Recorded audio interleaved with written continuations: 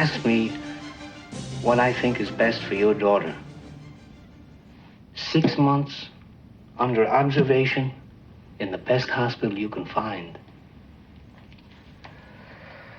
You showed me Reagan's double.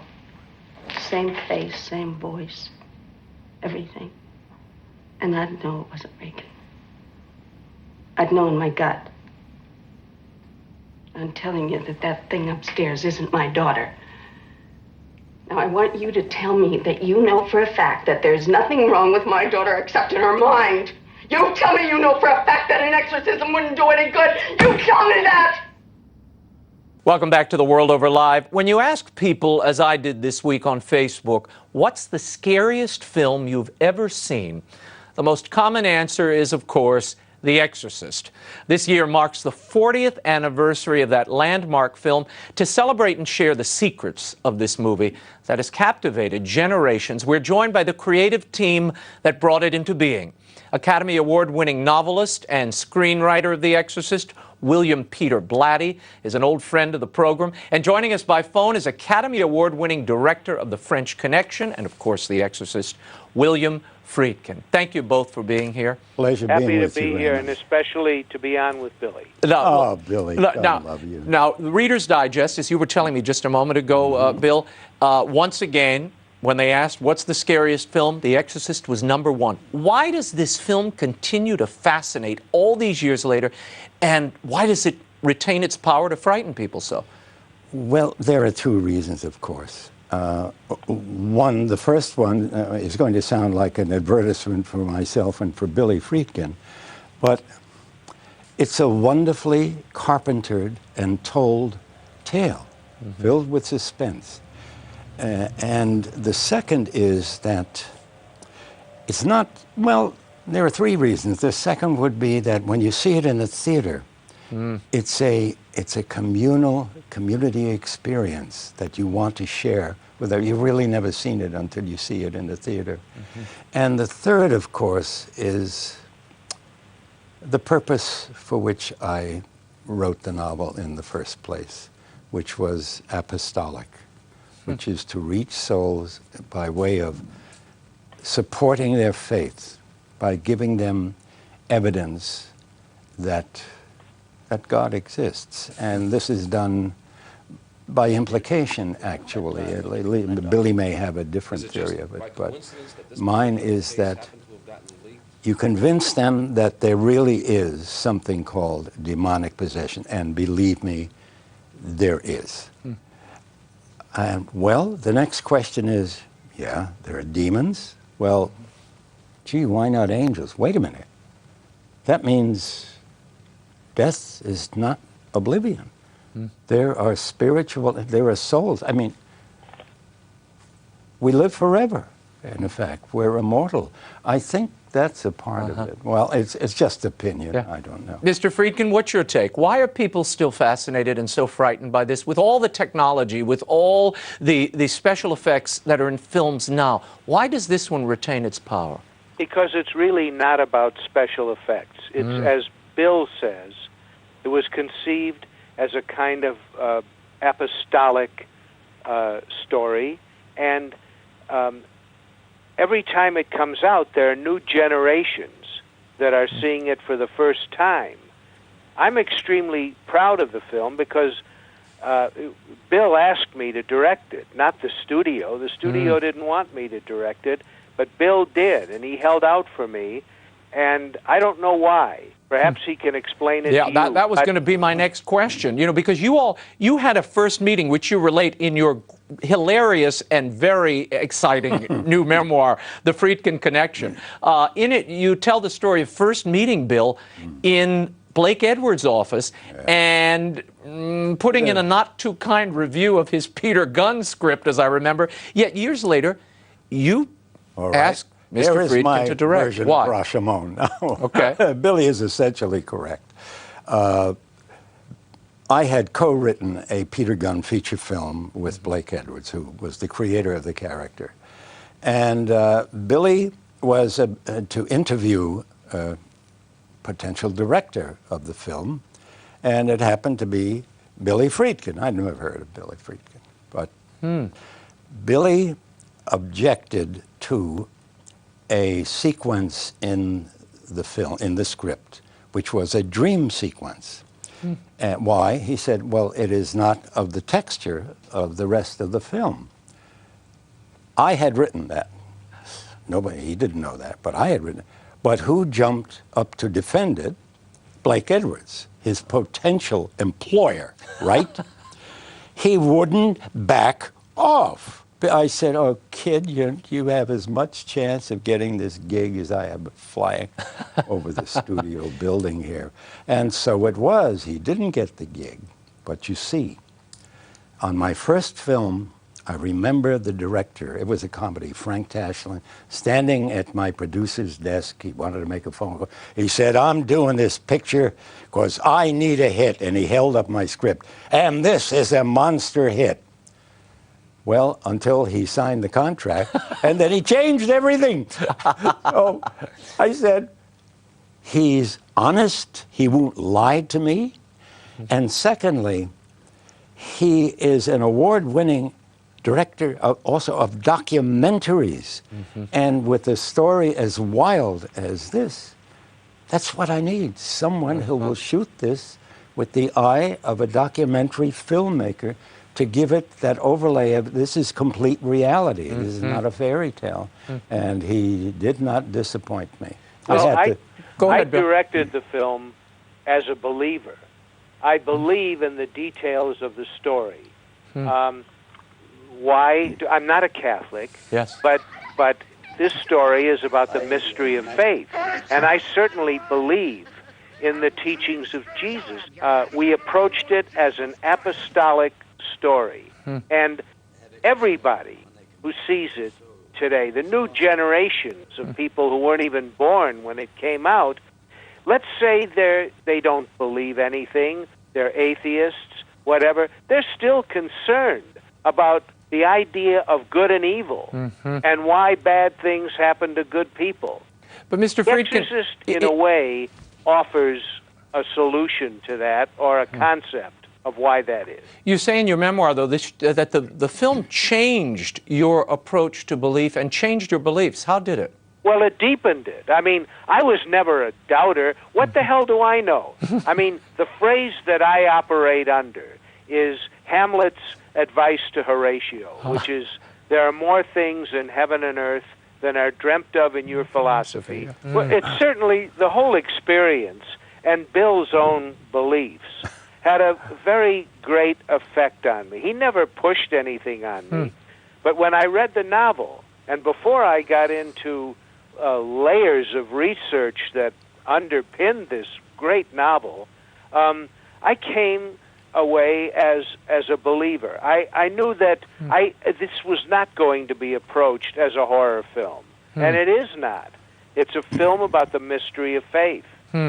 You all never, I just heard that from Mr. Friedkin, and you've told me that over the years. You don't regard this as a horror film, Bill Blatty. Oh, God, neither does Billy. No. No. When I was writing... Both understand that the story is very disturbing. Yeah, He knew the story was disturbing. It was inspired by one of the three cases that were in which the Catholic Church found reason for an exorcism in the 20th century. This was one of those cases, the one that inspired Bill. And so I had this underpinning of reality. Bill wanted to write it, I know, as a nonfiction book, but he couldn't get the facts then. Yeah. So he wrote it as fiction, but it's inspired by an actual case which is every bit as astounding as the novel. Which you heard about in that class in 1949 at Georgetown, and then you kind of freelanced a bit around the edges. In the Friedkin connection, Bill Friedkin says you based some of these characters on friends of yours. The actress was based on Shirley MacLaine. She was the 100% model that I wanted for this. I wanted I wanted a comedy film star, a singer and dancer, the last person you would ever expect to have a possessed child, and the last person to actually think she has a possessed child. And a non-believer. And a non-believer, and you know, Shirley and I were great friends. I wrote her. I remember knocking on her door, dead drunk, with a copy of the manuscript of the novel in my hand. She came to the door. Bill, Shirley, Harry, this is going to make you a star. And of course, you based Burke Dennings, the... Oh, you're right. Billy is right. I based the character of Burke Dennings, the British director who gets killed in the film, on J. Lee Thompson, whom I also knew, who directed John Goldfarb. Mm-hmm. And I think, Bill, that you sort of drew on your own experiences in writing Father Karras.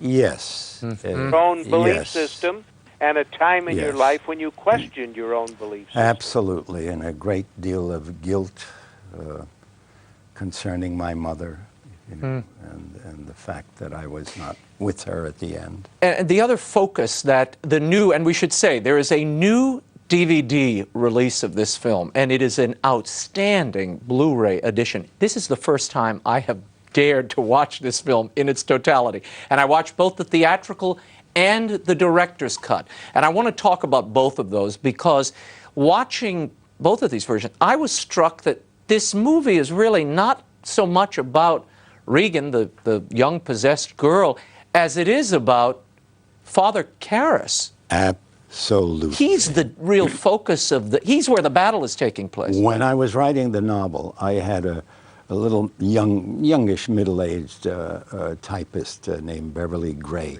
in the Valley. And she knew I worked all night long, you know, until morning. And one night she called me, she called me, said, "Mr. Blatty, what?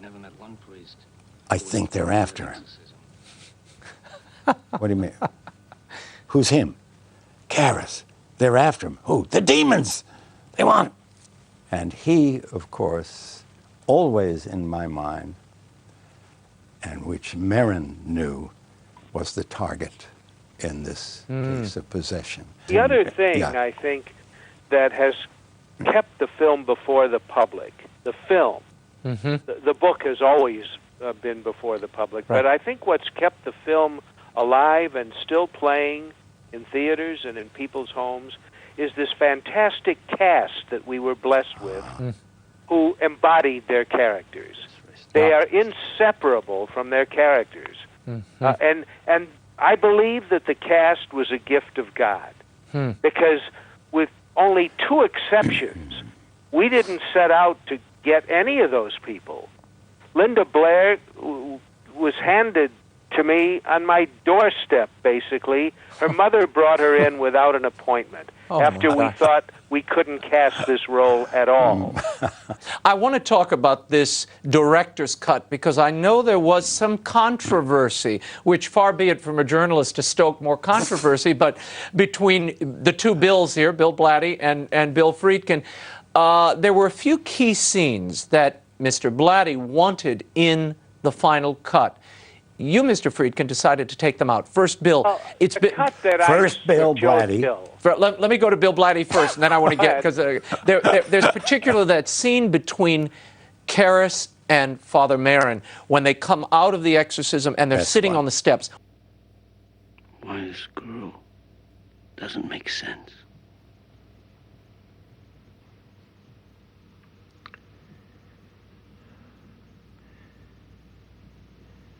I think the point is to make us despair. To see ourselves as animal and ugly. To reject the possibility that God could love us.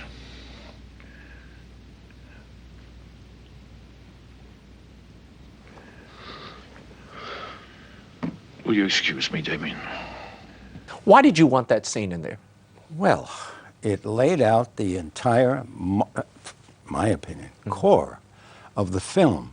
And there was also a practical reason for it, which was, if you understand what this case of possession is all about, then you in the audience have a reason to not hate yourself for enjoying some of the most, lurid and shocking content that is necessary in the film. But there's beyond that. I want to tell you, the first time I saw the film was standing up in a moviola provided by Billy, and an editor's assistant would keep bringing in new reels for me. And I sprinkled holy water on that. By the way, this was at an office building, the address of which was 666 Fifth Avenue. Oh, my God. I am not making that up. I loved it.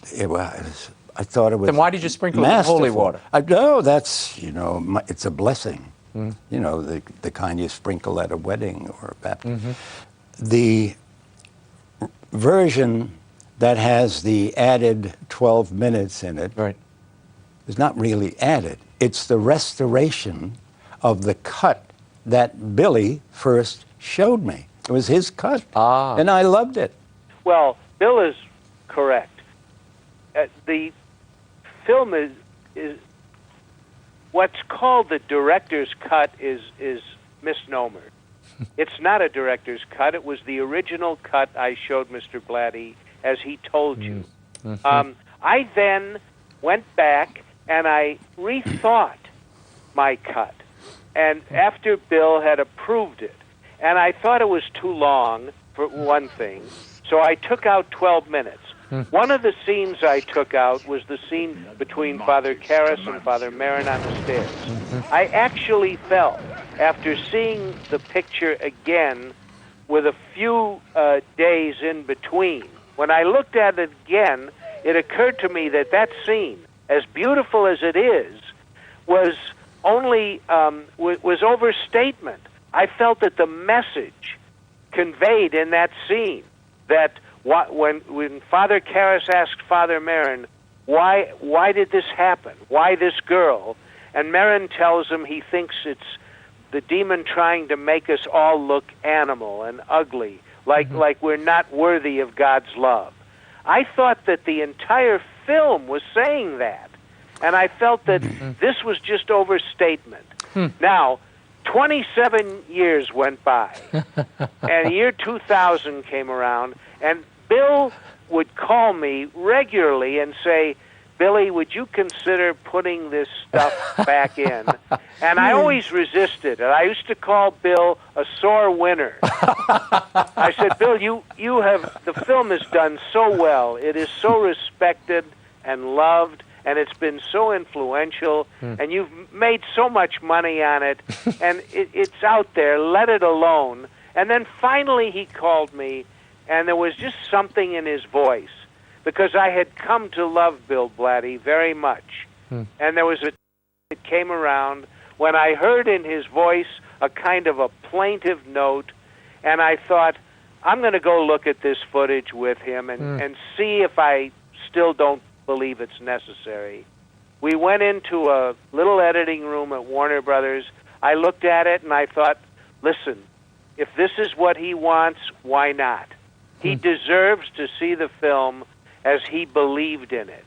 Even though the 12 minutes I cut seemed to work miraculously well with an audience. But I must say that this new version, which they call the director's cut, which it isn't, I believe it's more powerful. And I believe it's better. I think Blatty was right. It is. When we left the editing room, I said to him, you know, Bill, I finally figured out what you were getting at. And this was 27 years later when we issued that particular cut in 2000.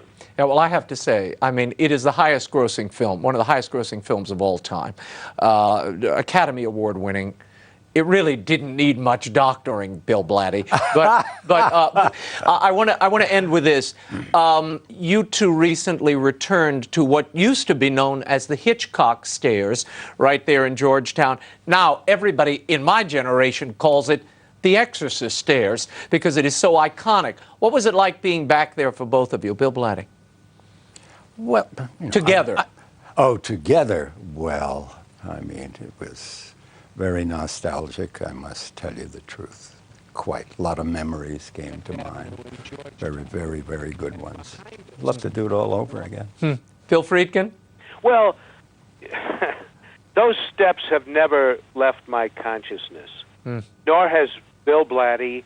You know, we are like brothers. We don't see each other that. I think we call ourselves brothers in Christ. Correct. And I believe that's what we are. So it was interesting being on the steps. I mean, the house has been changed. Yeah. You know, there's a big black fence around it. I'm not sure who lives there now, but I'm not sure I want to know. I'm not going to knock on the door and ask. No. But you know, yes, it's always great to see Bill anywhere, and the opportunity that U.S. News or whatever USA Today. Gave us to do that segment for their paper and their website. It was a real pleasure to. I sort of interviewed Bill on those steps and asked him how it came about that he set those scenes on those steps. Ray, there is something I want you to get from Billy before we leave the program. And as you may know, the Georgetown AMC Theater is running The Exorcist starting Halloween night. Right, for a week. Now, this is the director's cut, you know, the expanded version. However, I would like Billy to I saw 2 reels of it in the AMC when Billy was in town. We were checking the print. Wow. And I have never seen it with that. Billy told me, well, he can repeat it, that the print looked the way the scenes looked when he was looking through the lens of the camera filming them. And this is a new experience. Billy, if you would like to add something to that. Well, what the audience is going to see, and by the way, Bill, I understand you're going to be in attendance on tonight, on Halloween night. Yeah, going to introduce the film and take questions. Well, wish you were here. This is the very best copy that's ever been made of this film, and that is because there's no dirt, there's no scratches, the colors are true, the sound is as good as it's better than it's ever been, and it's a new experience. Yeah. Because this is a digital copy, and in the digital world, everything is as true as it could be to the original intent. The 35 millimeter print is, you know, no longer really being made. But I don't miss it. This digital copy, Bill, you mentioned it when we looked at it. You said this looks like 3 dimensions. To me, I had the impression that, you know, it was like 2 or 3 baby steps away from being 3D without the glasses. Yeah. That's an honor. It's a pure print, and you see it on the Blu-ray as well. I could see every little blemish and wrinkle and crease on Max's face. It took my breath away. It's extraordinary. It's the terrifying new Blu-ray and DVD release, and it is pristine. The Exorcist is available in stores everywhere and online, as is the fascinating memoir by William Friedkin, The Friedkin Connection. Be sure to check both of them out. And of course, the 40th anniversary of The Exorcist, the re-release with new scenes that Bill Blatty added, is also available at bookstores everywhere. They are well worth your time. And if you're in the Washington, D.C. area, as you heard earlier, AMC is airing this new director's cut, and to see it in the theater in a screening is extraordinary, and they're airing it for a full week. They're showing it, and Bill Blatty is going to be at that kickoff event AMC on Halloween. Georgetown. It is the AMC Georgetown on K Street. So we thank you both for being with us. Bill Blatty, Bill Friedkin. I hope to reunite everybody in person next time. Good to Happy talk Halloween, again, Billy. Bill. God bless. God bless. Okay. But before we go, Bill, you had a complaint recently against Georgetown, a canonical complaint which you filed with the Archdiocese. It has since gone to the Vatican. We learned this week that there's a new course at Georgetown which will teach girls how to advocate on behalf of the health care plan and the abortion coverage within it. Yes, to make sure that the abortion coverage is protected. This is a course at Georgetown Law, teaching them how. Listen, It is. I thought that inviting Kathleen Sebelius to be a commencement speaker, this woman who doesn't just support abortion, I think she loves abortion. She was the bosom buddy of Tiller. That's it. And we put together this petition, which the Cardinals now sent to Rome. But this is beyond the beyond. I am getting calls from so many people who just cannot believe it. A long time ago, well, 7, 8 years ago, a retired psychiatrist who used to be on the staff, I think, of Georgetown Hospital, we were talking about Georgetown, and he said, you know, Bill, this was with the demons are running rampant on the campus. And I thought, well, it's a bit of hyperbole, okay. He was right. He was right. Call Father Marin. Oh, yeah. Thank you for being here, Bill. My Blatty. pleasure, Raymond. Thank you, and happy Halloween. That is all the time.